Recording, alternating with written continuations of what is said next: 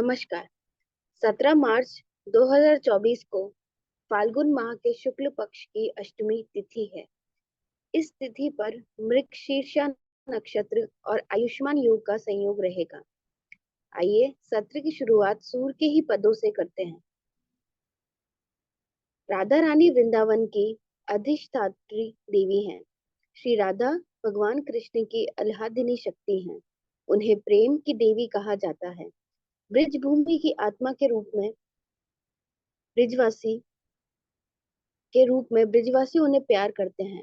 राधा की महिमा को बताते हुए ब्रज के संत कहते हैं, कोटिन रूप धरे नंद नंदन, तो भी न पायो पार।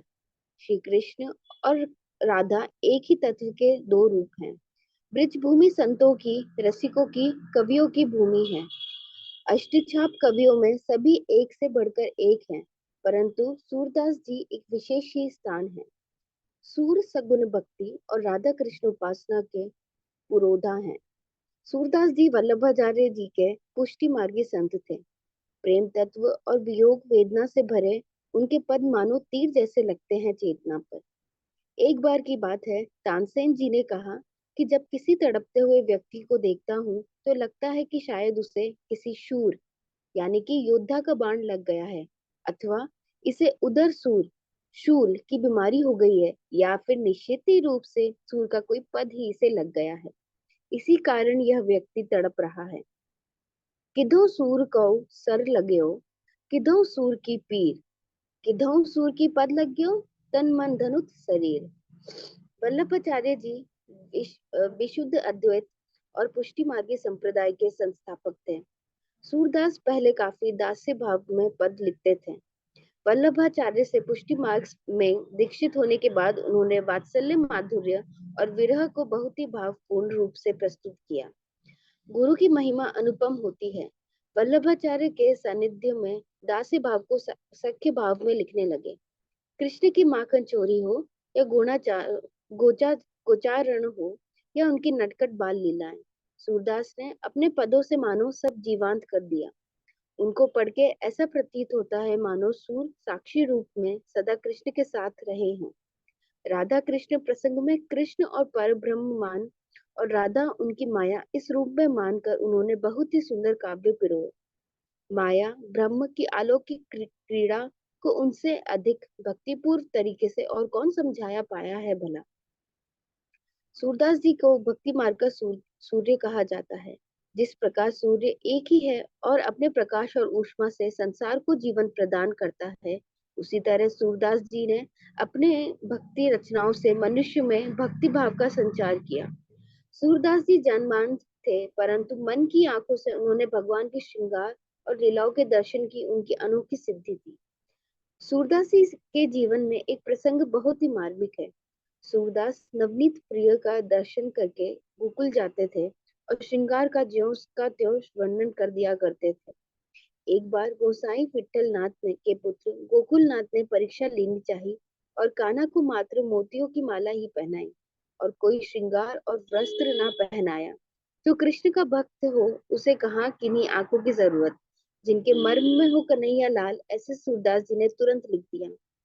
देखे री हरि नग्म नंगा, देखे री हरि नग नगम नंगा, चले सतु भूषण अंग बिराजत, बसन हीन छवि उठत तरंगा, अंग अंग प्रति अमित माधुरी, निरखी लजित रति कोटि अनंगा, किलकित दधि सुत मुखले मान भरी, सुत ब्रज जुवतनी संगा।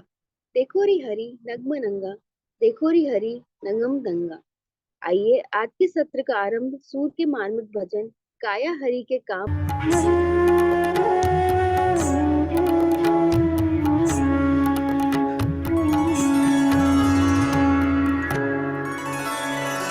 काया हरि के काम नाई, काया हरि के काम नाई। भाव भक्ति जहाँ हरि जस सुनियत, भाव भक्ति जहाँ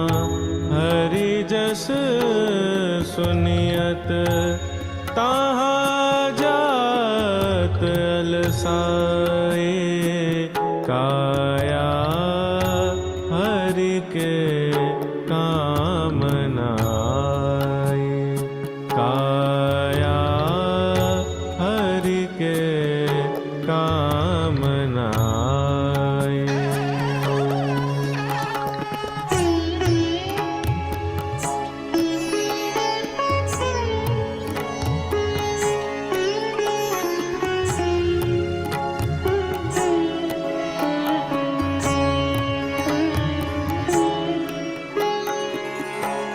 लोभातुर भय काम मनोरथ, लोभातुर भय काम मनोरथ, ताहा सुनत उठ धाये।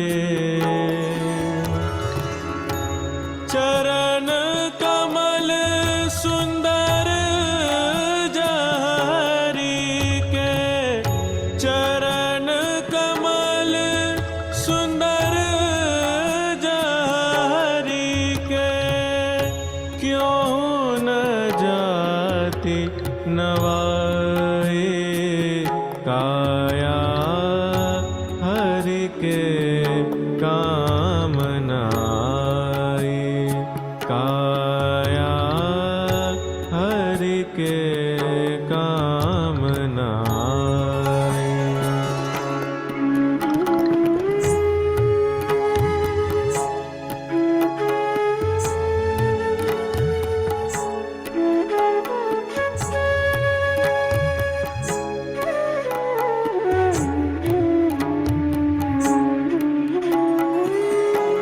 जब लगी शाम अंग नहीं परसत, जब लगी शाम अंग नहीं परसत, अंधे जो भरमाए।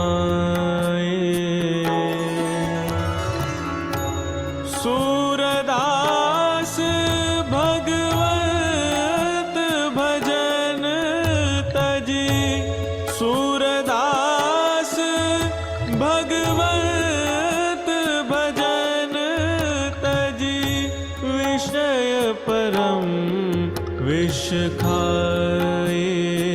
काया हरि के कामनाए, काया हरि के कामनाए।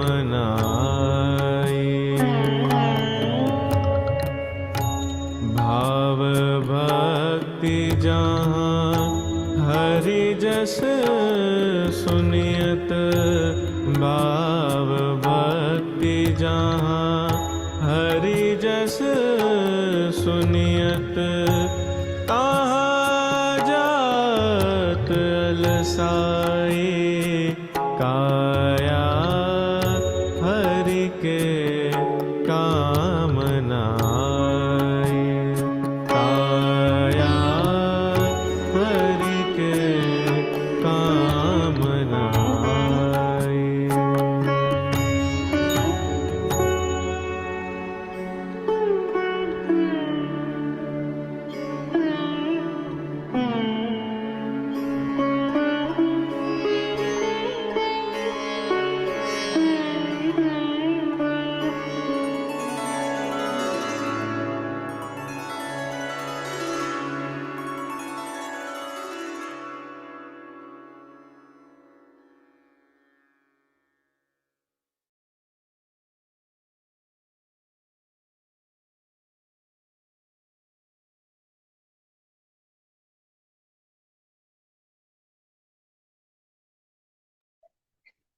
ओम श्री परमात्मने नमः। सच्चिदानंद रूपाय विश्वोपत्यादि हेतवे तापत्रय विनाशाय श्रीकृष्णाय वयं नमः।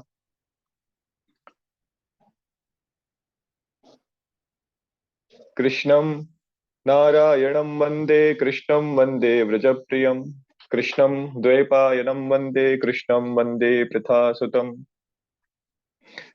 हम चतुर्थ अध्याय के पंचम श्लोक से आज का सत्र प्रारंभ करेंगे। उससे पहले भगवान शंकराचार्य जी ने जो विष्णु षटपदी स्तोत्रम लिखा है, उस स्तोत्र में भगवान विष्णु की आराधना की है 6 श्लोकों में, इसलिए उसको षटपदी कहते हैं। उसके अंदर जो पहला श्लोक है वो भगवान श्री हरि से प्रार्थना है। वो कुछ इस प्रकार है। अविनयमपनय विष्णु दमय मनः शमय विषय भृगतृष्णाम् भूतदयां विस्तारय तारय संसार सागरतः। इस श्लोक का अर्थ है, हे नारायण, हमें हमारे मन को अहंकार से आप दूर ले जाइए और हमारे मन में आप परम शांति भर दीजिए। और जो भी इच्छाओं के प्रति हमारा स्थायी लालच है, वो सारा लालच नष्ट हो जाए। जैसा कि हम चर्चा कर रहे थे योग वशिष्ठ के अंदर, कि जो भी मनुष्य के संकल्प होते हैं, वो संकल्प ही उसके बंधन का कारण बनते हैं। तो वही संकल्प हम हमारी जो प्रकृति है, प्रकृति जो त्रिगुणमयी प्रकृति है, जिसमें 3 गुण है, रजस तमस और सत्व, उसके आधार पे हमारी जो ये संकल्प होते हैं अलग अलग प्रकार के, वही संकल्प हमें बांधते हैं। तो इस श्लोक के अंदर ये प्रार्थना है भगवान से कि उन संकल्पों को, तीनों प्रकार के जो संकल्प है, उन संकल्पों को उन संकल्पों से हम मुक्त हो जाए और सभी प्राणियों के प्रति हमारे मन में करुणा का भाव जागे कि सभी प्राणी क्या है, सभी प्राणी परमात्मा के ही अंश हैं और परमात्मा के अंश होने से वो परमात्मा स्वरूपी है। तो उनके प्रति हमारे मन में करुणा का भाव जागे, उनके उनके मध्य अ, उनके लिए हमारे मन में कोई भी सेपरेटनेस का भाव नहीं हो कि हमसे अलग है, और हमें सांसारिक अस्तित्व के सागर से पार जाने में भगवान हमारी सहायता करें। क्योंकि संसार में जो जन्म मृत्यु का जो चक्र है, उससे पार पाना बहुत ही कठिन है। इसी के विषय में हम पढ़ रहे थे हमारे 5वें श्लोक के अंदर। तो जो 5वां श्लोक है वो अर्जुन की जिज्ञासा के बाद आता है कि अर्जुन भगवान से कहते हैं कि अ, आपने ये जो ज्ञान है वो आपने सूर्य को कैसे दिया? क्योंकि आपका तो जन्म अभी का ही है, हाल ही का ही है, परंतु सूर्य तो करोड़ों साल पुराना है, सृष्टि के प्रारंभ से ही सूर्य है। तो भगवान इसका उत्तर देते हैं श्लोक नंबर 5 में। श्री भगवान वाच बहूनि मे व्यतीतानि जन्मानि तव चार्जुन तान्यहं वेद सर्वाणि न त्वं वेत्त परन्तप। तो भगवान इसमें अर्जुन को उत्तर देते हैं कि हे परंतप अर्जुन, मेरे और तेरे बहुत से जन्म हो चुके हैं, उन सबको तू नहीं जानता, किंतु मैं जानता हूँ। मतलब जो साधारण मनुष्य होते हैं हमारी तरफ, उनको उनके पूर्व जन्मों की स्मृति नहीं होती है, और इसी अज्ञानवश वो समझते हैं कि यही प्रकृति जो है, आत्मा और इसका कोई अस्तित्व नहीं है, खाली प्रकृति में एक ही सत्ता है, खाली भौतिक सत्ता ही है। और जो नास्तिक लोग हैं उनका यही मत है। क्यों? क्योंकि उनमें आत्मज्ञान की कमी है, और उसी आत्मज्ञान की कमी के चलते वो ऐसा मान लेते हैं कि पुनर्जन्म जैसी कोई भी घटना नहीं होती। तो भगवान को जैसे मनुष्यों के केस में कोई ज्ञानी भी होगा तो उसको उसके कुछ पुराने जन्म याद होंगे, परंतु सारे जन्म उसको याद नहीं होंगे। परंतु भगवान को स्वतः ही सब वस्तुओं का ज्ञान है, क्योंकि भगवान और भगवान के अंश हम दोनों, आत्मा और परमात्मा दोनों ही कैसे हैं? अजन्मा है, अविनाशी स्वरूप है। तो प्रकृति का मतलब इस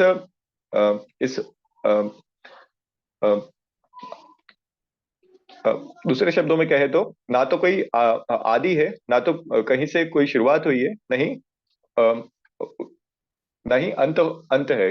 बिकॉज हमारे धर्म के अंदर प्रकृति का स्वभाव भी कैसा बताया हुआ है, साइक्लिक बताया हुआ है। एक कल्प होता है, कल्प अंत होता है, उसके बाद में नया कल्प प्रारंभ होता है, और ऐसे 100 कल्पों से फिर वापस एक मनवंतर बनता है।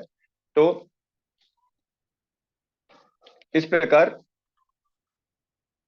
भगवान को सारे ही जन्मों का और सभी चीजों का ज्ञान स्वतः ही है, परंतु साधारण मनुष्यों को, हमारे जैसे मनुष्यों को अपने पूर्व जन्म का भी ज्ञान नहीं होता है। तो वही भगवान अर्जुन को समझाते हैं श्लोक के अंदर।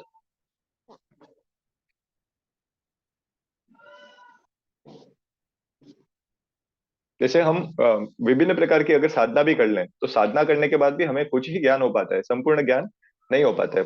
परंतु भगवान को प्रत्येक चीज का ज्ञान स्वतः ही है, उनको उसके लिए कोई तप या तप या कोई परिश्रम श्रम नहीं करना पड़ता है। तो स्वतः सुलभ है सब कुछ भगवान को। तो इस श्लोक में इस श्लोक में भगवान कहते हैं कि अज्ञानवश अर्जुन, तुम्हें नहीं पता कि तुम्हारे पहले बहुत सारे जन्म हो चुके हैं, परंतु मुझे उन सारे जन्मों का प्रारंभ से लेकर के अभी तक ज्ञान है। इसके अगले श्लोक में भगवान कहते हैं, 6 श्लोक में, अजोपि सन्न व्ययात्मा भूतानाम ईश्वरोपि सन प्रकृतिम स्वामधिष्ठाय संभवाम्यात्म मायया। अजोपि सन्न व्ययात्मा, अजोपि का अर्थ है यहाँ पे अजन्मा। अजन्मा मतलब जिसका कभी जन्म नहीं होता है।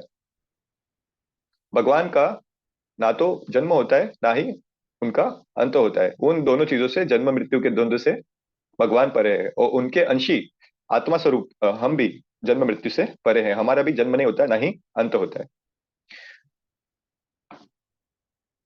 भूतानाम ईश्वरोपि सन,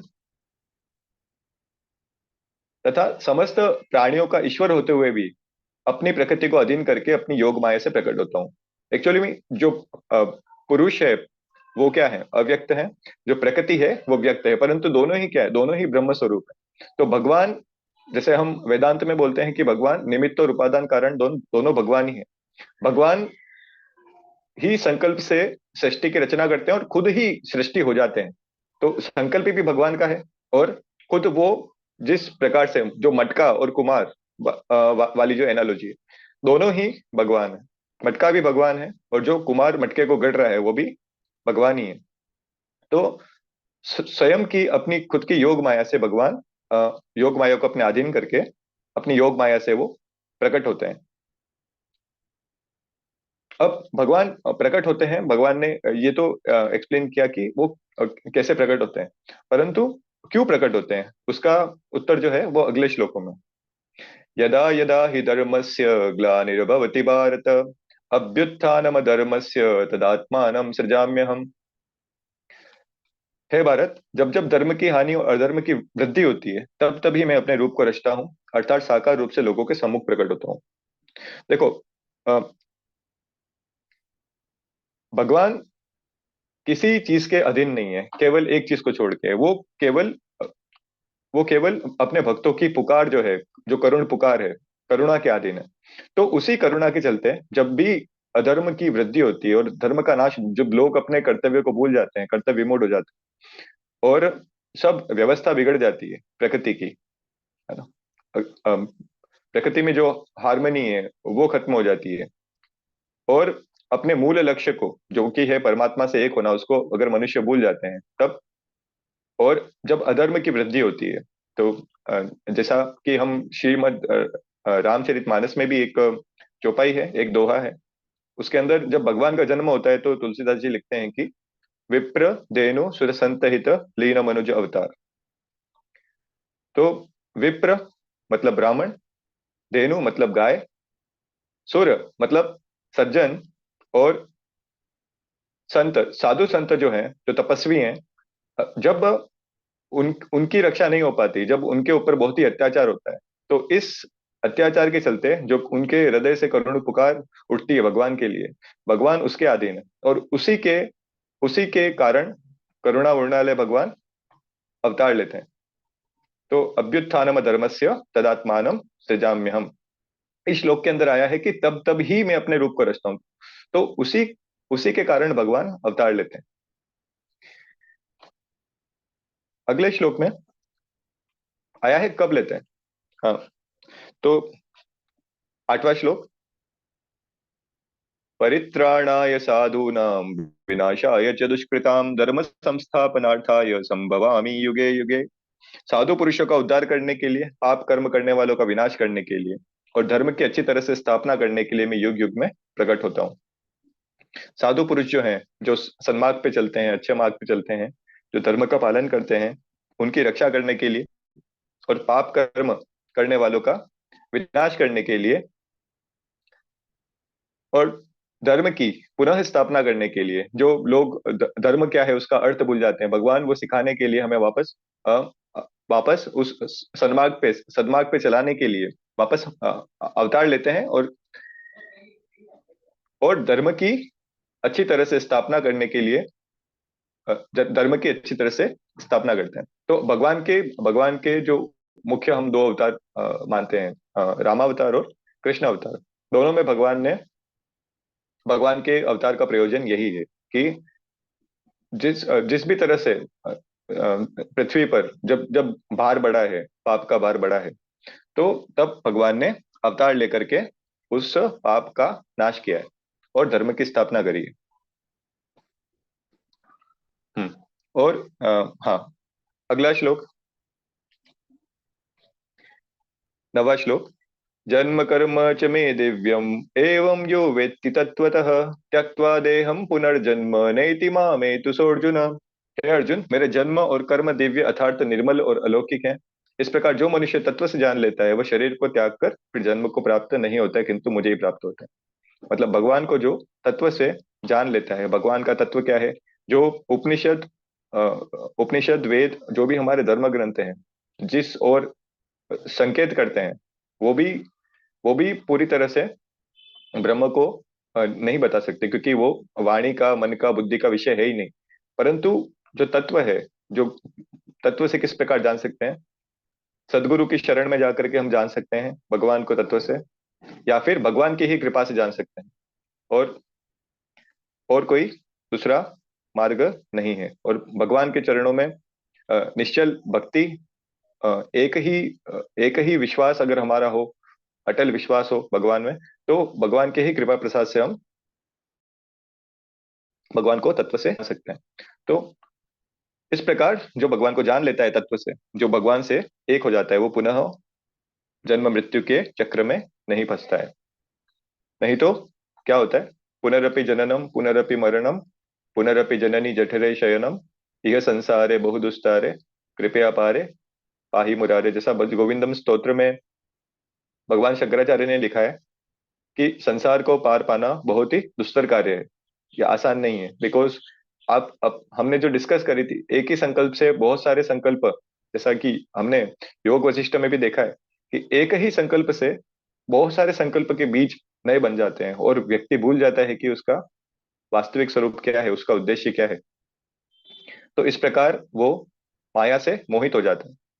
परंतु यहाँ पर अ, यहाँ पर हमें जो माया है भगवान की, वह भी क्या है, वह भी ब्रह्म स्वरूप है, अर्थात ब्रह्म ही है। इस प्रकार से अगर हमारी बुद्धि संसार में है, तो हम इस संसार चक्र से भी पार हो जाएंगे।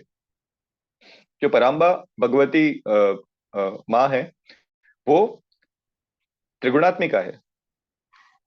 मतलब जैसे अ, यदि हम तमोगुण की बात करते हैं, जैसे तो तमोगुण की अधिष्ठाती देवी जो है वो माँ कालरात्रि है। तो वो तमोगुणी नहीं है, वो तमोगुण की देवी है। तो इस प्रकार से यदि हम अ, यदि हम भगवान की योग माया जो है, प्रकृति है, उनको जगदम्बा, सब सब कुछ जगदम्बा के स्वरूप में देखते हैं, तो इस प्रकार से उस माया में भी हम लिप्त नहीं होते और वो भेद भी मिट जाता है। प्रकृति पुरुष का भी हमें हमारे अंदर भेद मिट जाता है और हम अद्वैत के भाव में स्थित हो जाते हैं। तो इस प्रकार से जिसको जो तत्व से भगवान को जान लेता है, वो फिर वापस से जन्म मृत्यु को प्राप्त नहीं होता है। बिकॉज हम जब माया की भी बात करते हैं, तो जैसे हम तमोगुण को ही ले लेते हैं, तमोगुण रजस सत्व, ये हमारे लिए कुछ थ्रेट नहीं है। क्योंकि इन्हीं नियमों से संसार चक्र चलता है।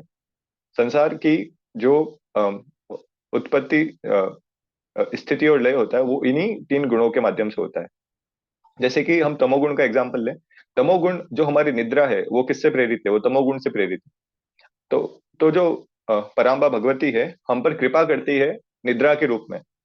या देवी सर्वभूतेषु निद्रा रूपेण संस्थिता, नमस्तस्य नमस्तस्य नमस्तस्य नमो नमः। तो निद्रा भी माँ की कृपा है, परंतु यदि हम उससे खुद को उस जो तमोगुण रूपी है निद्रा जो है, उससे हम खुद को, अपने अस्तित्व को उससे जोड़ देते हैं बिल्कुल, तब वहां पे परेशानी होती है हमारे लिए। परंतु जब हम अ, जब हम भगवान की शरण में होते हैं, तो हम तीनों गुणों में स्थित रहकर भी उनसे ऊपर रहते हैं। मतलब मतलब हम उन तीनों गुणों में रहकर भी उनमें नहीं रहते। हाँ, अगला श्लोक, 10वां श्लोक। वीतराग भय क्रोध मन्मया मामुपाश्रिताः बहवो ज्ञान तपसा पूता मद्भावमागताः। इस श्लोक का अर्थ है, शाब्दिक अर्थ, पहले भी जिनके राग भय और क्रोध सर्वदा नष्ट हो गए थे, और जो मुझ में अनन्य प्रेम पूर्वक स्थित रहते थे, ऐसे मेरे आश्रित रहने वाले बहुत से भक्त उपयुक्त ज्ञान रूप तप से पवित्र होकर मेरे स्वरूप को प्राप्त हो चुके हैं। तो भगवान भूतकाल में जो सिद्ध योगी जन जो भगवान के स्वरूप को प्राप्त हो चुके हैं, इस प्रकार से तत्व से भगवान को जान करके, उनका उदाहरण देते हैं कि जो षड रिपु हम कहते हैं, जो जो भी राग भय और क्रोध है, इनसे जो मुक्त हो गया है, तो आगे भी श्लोक में आएगा, जो राग भय क्रोध है, ये सब क्या है? ये सब नरक के द्वार है, या आगे के अध्याय में आएगा। और इन्हीं से व्यक्ति का पतन शुरू होता है। तो इस प्रकार जो इन सब अ, दुर्गुणों से, दुर्गुण जिनमें सर्वथा नष्ट हो गए, जिनमें कोई राग द्वेष नहीं है, कोई भय नहीं है किसी भी प्रकार का, और कोई भी क्रोध क्रोध उनको नहीं आता है, तो उनमें काम की कोई भावना नहीं है, कोई भी उनका संकल्प नहीं है, कोई भी उनकी इच्छा नहीं है, और भगवान से अनन्य प्रेम पूर्वक पूर्वक वो स्थित भगवान में हो गए।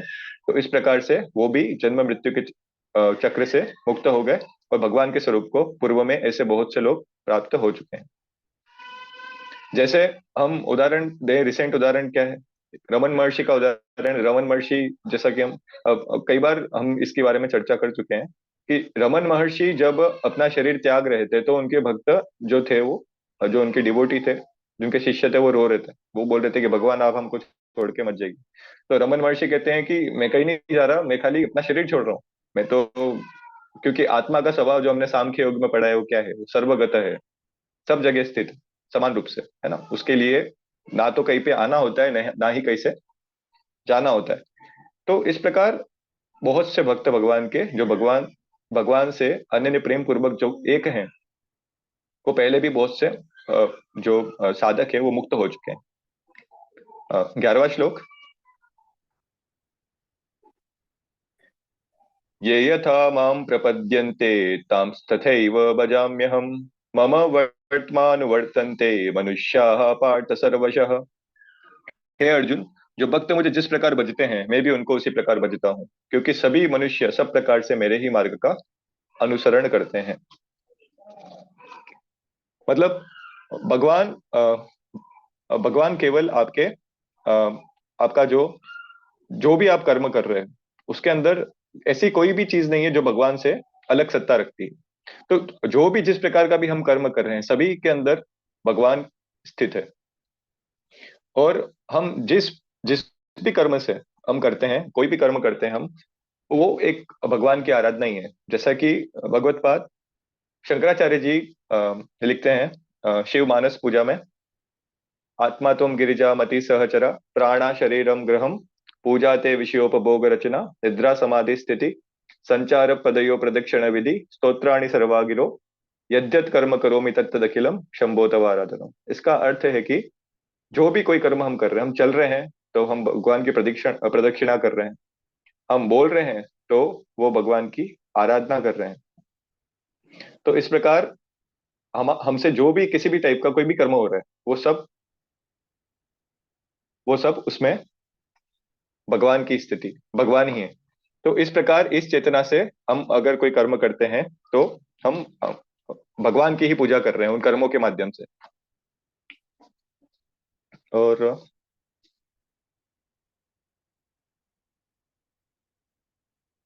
इस विषय में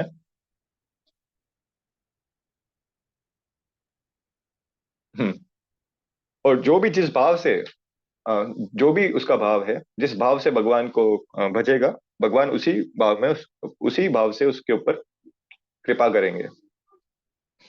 तो आपके पास जो भी है वो चीज एम्पलीफाई हो जाएगी। मतलब अगर अगर आप आपके पास में पॉजिटिविटी है तो आपकी पॉजिटिविटी एम्पलीफाई हो जाएगी, है ना।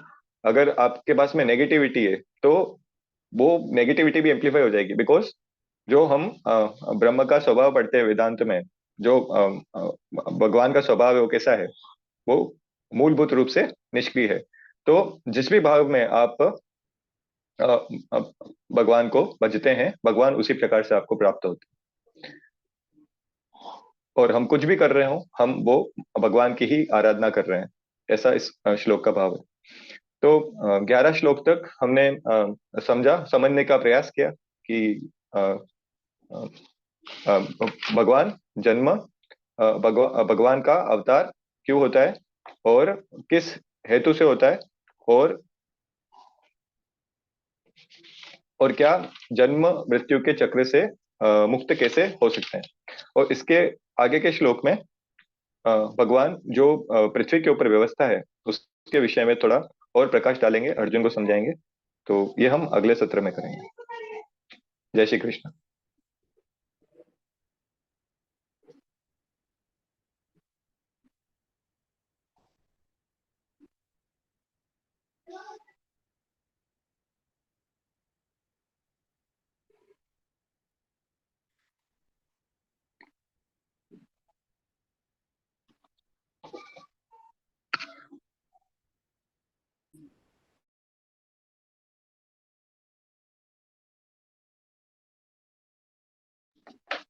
शांति मंत्र से हम अ, हमारे सत्र का समापन करते हैं। ओम पूर्णमद पूर्णमिदम पूर्णाद पूर्णमुदच्यते पूर्णस्य पूर्णमादाय पूर्णमेवावशिष्यते। ओम शांति शांति शांति।